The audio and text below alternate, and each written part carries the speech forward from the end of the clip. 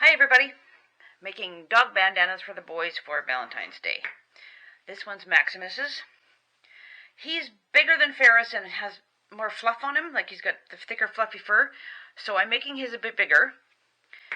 This distance here is 21 inches because I cut a 21 inch square and then fold it on the diagonal.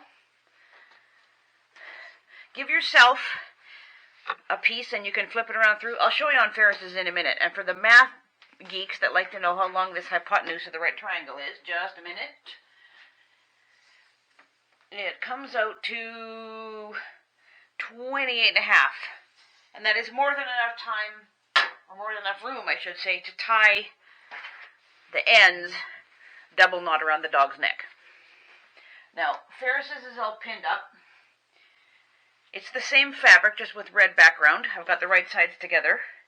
And his I did the square, because he's littler, at 18 and a half inches, and then I folded it on the diagonal. Now this is my space here that I'm not going to sew. This is my flipping around area between my two fingers. So I'm going to start here, sew from the corner, stop there, back tack, back stitch, whatever you want to call it. Start here, sew there, pivot, and sew all the way down to the other corner.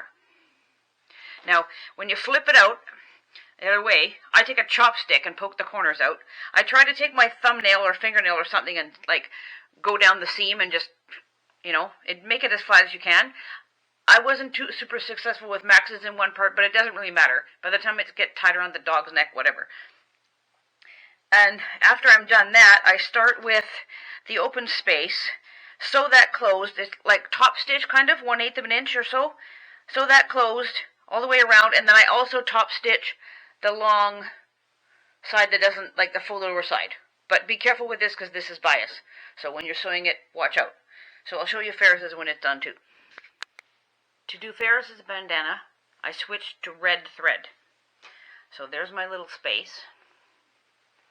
And if you kind of just sort of give it a little tug, it kind of snaps inwards a bit, and then you just take your fingers and do that, and it'll kind of come together. I usually sort of like press it down with my fingers. Oh, that one popped up.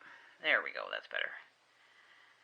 Kind of line them up, sort of. Hope you guys can see this. My fingers are probably in the way. Just make it kind of flat. Run your fingers across it, or your fingernail or something, and make them sort of flat. I pin it just to hold it in place as I start sewing, so it doesn't wiggle around.